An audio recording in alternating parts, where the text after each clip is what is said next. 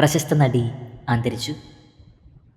ശരീരം ശുദ്ധീകരിക്കുന്നതിനായി തെക്കേ അമേരിക്കയിൽ നടന്നുവരുന്ന കാംബോ എന്ന ആചാരത്തിൽ പങ്കാളിയായ മെക്സിക്കൻ നടി മാർസല അൽക്കാസറാണ് അന്തരിച്ചത്. ആമസോണിയൻ ഭീമൻ കുരങ്ങൻ തവളയുടെ വിഷം അടങ്ങിയ സ്രവം ഉപയോഗിച്ചാണ് കാംബോ എന്ന ചടങ്ങ് നടത്തുന്നത്. ഇത് ശരീരത്തിൽ പ്രവേശിച്ചയുടൻ നടിക്ക് ശാരീരിക അസ്വസ്ഥത അനുഭവപ്പെടുകയായിരുന്നു. ആശുപത്രിയിൽ എത്തിച്ചുവെങ്കിലും മരണം സംഭവിച്ചിരുന്നു. കാംബോ എന്ന ആചാരത്തിലൂടെ ശരീരം ശുദ്ധീകരിക്കാൻ കഴിയുമെന്നാണ് തെക്കേ അമേരിക്കയിലുള്ള ചിലർ വിശ്വസിക്കുന്നത്.